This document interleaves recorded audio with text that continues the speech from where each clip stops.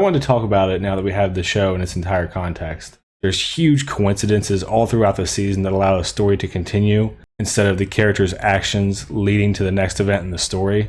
The characters have pretty much no common sense. The story doesn't really progress in any meaningful way from the first episode to the 8th. I think the whole season could have been accomplished in like 2 hours. But I think when you hear it all at once instead of week to week, you can really see how many coincidences and contrivances are just stacked up on each other for the events to even happen in a story. When you go week to week, I feel like people kind of forget the specifics of each episode and are just willing to overlook a lot. I have more detailed reviews of the episode each week if you want to go look at those. I'm going to stick to the big stuff for this. Those cover kind of everything that I thought, at least right when I watched it. This video is from my full-length video on my channel, and I'll put the link in the description. That video has 4 segments, and this is one of them. You can check it out there if you want to watch the full thing. Thanks. So episode 1. The entire story hinges on this Eye of Sion, which is clearly a Lord of the Rings reference, and there's like a million of these throughout the season. We have no idea why this exists. We have no idea why it leads specifically to Thrawn. And I'm just going to go fast, but I want to emphasize that this is what your whole story hinges on. A puzzle orb in some kind of tomb with a map to the character of importance. Why does this exist? Who created it? Why did they create it, hide it, and leave it here? No clue. How does Ahsoka know it's here? No clue. But she shows up, solves the simplest puzzle in the world in like 10 minutes, and then gets attacked by droids who try to blow themselves up when they actually wanted to get a hold of the map. And they actually needed this map for their witch magic to work later on. So I don't know why they self-destructed like nuclear explosions. Ahsoka goes to Hera to take this orb to Sabine because apparently she's the only person who can solve simple puzzles. They don't have any resources in the government that she can use. After being told not to, Sabine steals it, then has it stolen by Shin. And then of course, Shin stabs Sabine. She runs her through with a lightsaber, and Sabine's fine the next day. No big deal. Episode 2. Luckily, one of the droids stays behind for no apparent reason, and Ahsoka is able to kill it and cut off its head. They use this to go to the place it was made, where luckily all of the workers there are Empire loyalists, and luckily they're sending off the last piece of the hyperspace ring, and very fortunately they let Hera fly right next to them and watch Chopper throw a tracker on it, so that they can find this hyperspace ring when they never would have been aware of it before. Episode 3, Hera talks to the Council about the threat of Thrawn and wants resources, and the Council ignores presumably their highest ranking and most trusted general and denies the request. When Sabine and Ahsoka arrive at the hyperspace ring, there are 6 enemy fighters waiting for them to arrive for some reason, and they chase them for about 10 minutes without the ship taking any damage, until conveniently the ship is damaged in a way where it drifts into the center of the hyperspace ring, which must be the only thing ever created that can't defend the center of itself. And again, very fortunately, the fighters are so stupid that they fly close enough for Ahsoka to run out onto the outside of the ship and cut them down with lightsabers instead of just floating there and blowing the ship up. And because Sabine is awesome, she fixes it in 30 seconds so that they can keep going. And conveniently, the Purrgil are just chilling in the clouds of this planet so that they actually have something that they can fly in between and protect themselves until they can get down to the planet and hide. And that's how episode 3 happens. Episode 4. Hera, being the great general and mother that she is, takes a crew and disobeys direct orders from the Council to go to Ahsoka and Sabine and brings her son into what she thinks is a war zone. Baylan, Shin, and Morgan Elsbeth start powering up their map because it needs to be powered up with witch magic for some reason. And all good maps need to be powered up with witch magic from the Force that almost no one uses. Ahsoka kills Merrick, who is a fart cloud or something, and Sabine, despite not being able to use the Force, is able to hold off Shin until Shin runs away. Ahsoka goes to stop Baylan from the map fully uploading, doesn't use the Force to grab the orb or the lightsaber to cut it in half, and she grabs it with her hand and burns her hand, so now she has to fight with one saber. Thanks to this idiocy of not using her lightsabers, Baylan is able to overpower her and knock her off a cliff. Shin, who's laying there knocked out because Ahsoka actually used the Force, unlike Shin did against Sabine, leaves Baylan and Sabine to discuss what to do with the orb because Sabine takes it hostage. Sabine has a chance to destroy the orb, but Baylan talks her into giving it to him and says that he'll keep his word, even though Sabine knows nothing about him other than she thinks that he just killed Ahsoka and is some kind of dark Jedi or possibly a Sith. But she takes his word anyway and gives him the orb on the off chance that he'll keep it and the off chance that Ezra is actually still alive. Episode 5. because Hera brought her child Jason into a war zone, he has the Force and he can hear the lightsaber duel that's in Ahsoka's mind somehow. And for some reason, Hera can also hear it. Ahsoka learns the very valuable lesson of live or die and chooses to live. Somehow Chopper can scan better than their ships, so they are able to find Ahsoka like 10 feet under the water after an entire day. Now she's Ahsoka the White. Fortunately, Baylan left the map orb behind in 2 pieces, and she was able to sense the past through the Force to the point where she could hear a very specific and entire conversation. So she knows that Sabine was at least alive when she left with Baylan. Since she has no plan and no hyperspace ring, she goes and communicates through the Force with the Purgle, and her and Hu Yang get into the mouth of the biggest Purgle with the hope of it taking them to the right place in another galaxy, hopefully to the right system and the right planet, so that Ezra might be alive. Spoiler, it does. Episode 6. Morgan Elsbeth ends up in another galaxy exactly where Thrawn is, thanks to this very specific map, and meets the Great Mothers there, who are the origin of the Dathomir witches, apparently. Thrawn makes a very grandiose entrance and is somehow fat after they've been living on bare essentials for a decade, presumably. Luckily for Sabine, Thrawn's fat ass agrees to honor the deal and let her go look for Ezra before he kills them both. Of course, he doesn't tell her the part about killing them both, but we see that because he's a mustache-twirling evil villain. He makes it clear over and over, you should never underestimate the Jedi. So why Ezra is alive after 10 years without sending ships to kill him? Don't know. Why not send platoons of squads after him when he has no lightsaber? Don't know. Why not offer him a deal to cooperate with him as long as they're stuck in this galaxy? Who knows? Only a true tactical fucking genius could make these decisions. They give Sabine a howler, provisions, and her weapons, and a howler is an alien dog wolf thing. She walks on her howler for like an hour and gets attacked by bandits.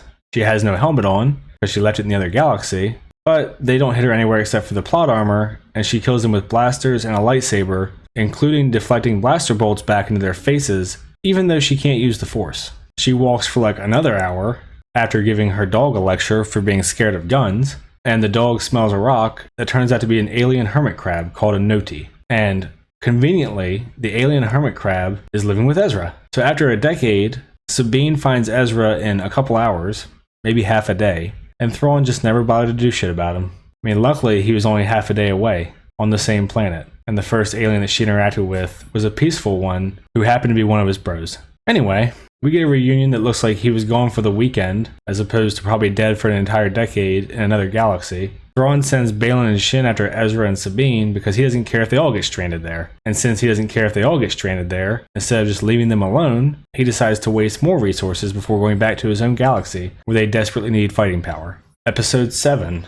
Hera is on trial for stealing government resources, i.e. pilots, after she directly went against the decision of the council, and for some reason, a part of the trial isn't taking into account that she took her child into a war zone. Luckily, her and Leia engage in nepotism and corruption so that she gets to own one of the guys in the council, and we get a meaningless C-3PO cameo to relay Leia's message. We see Ahsoka training with hollows from Anakin because they need to milk Hayden Christensen dry. And what do you know? The whale took her and Hu Yang to the exact planet in another galaxy that she needs to get to. Thrawn actually did something that was common sense and makes a minefield at the entry point of where the hyperspace lane ends. But they don't blow up any Purgle or even damage Ahsoka's ship, so she escapes. Sabine, again, refuses to inform Ezra about anything, so we don't get any actual tension or drama that could have taken place, and instead we get generic dialogue about garbage until bandits show up and attack the hermit crabs. Ahsoka escapes through a field of floating Purgle bones in space,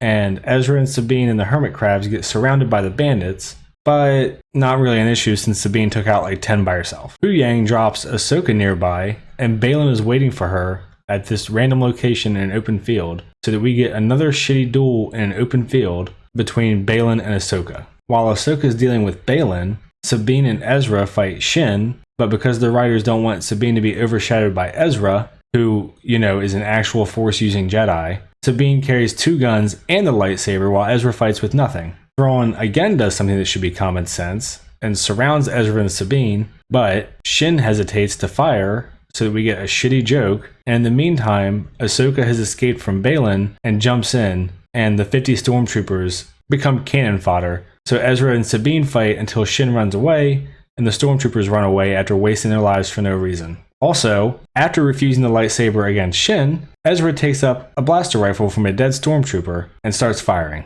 Ezra and Ahsoka have a more emotional reunion than Sabine and Ezra did, and Thrawn is good to go back to the main galaxy to end Episode 7. Episode 8, the grand finale. Morgan Elsbeth gets a magic upgrade and also a special magic blade created by the Great Mothers, while Ezra creates a lightsaber. Sabine and Ezra and Ahsoka don't really address how big of a fuck up she made, because that would be consequences, and screw that. Thrawn sends 2 fighters to attack Ahsoka's ship because 6 fighters and mounted gun turrets didn't work. 3 fighters didn't work, but luckily the ship knew it was time to be dramatic, so 2 fighters does stop the ship and it goes down. Ezra, Sabine, and Ahsoka ride their howlers to get to Thrawn before he leaves, because now there's a sense of urgency, even though they were just hanging out with the crabs going like 2 miles an hour before. And the Star Destroyer shoots at them as they charge it, but fuck it, they're good to go. At this point, Sabine is a full-blown Force user by now, so they kill like 100 stormtroopers in the most boring way possible, mainly by standing in a large empty room. Ahsoka and Ezra use their lightsabers as shields, and Sabine has her lightsaber plus Beskar, so she's essentially a god. The witches use their version of the Force to zombify the troopers, and even though they have lightsabers, it's supposed to be scary, I guess. Anyway, they run away, and now Morgan Elsbeth has another samurai duel with Ahsoka as some kind of boss fight until a bunch of stormtroopers show up. Also, while 3 Jedi are running wild, at no point does Thrawn say, hey, close all the doors. They're just kind of wide open in the stairwells and they walk right through them, and then they close the doors behind them. Ezra and Sabine get their ass whipped by a couple of the special troopers, and Sabine saves them with the Force and her lightsaber.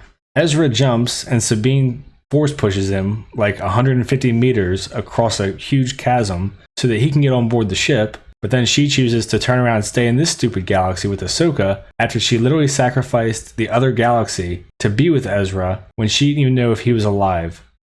But fuck it, I guess.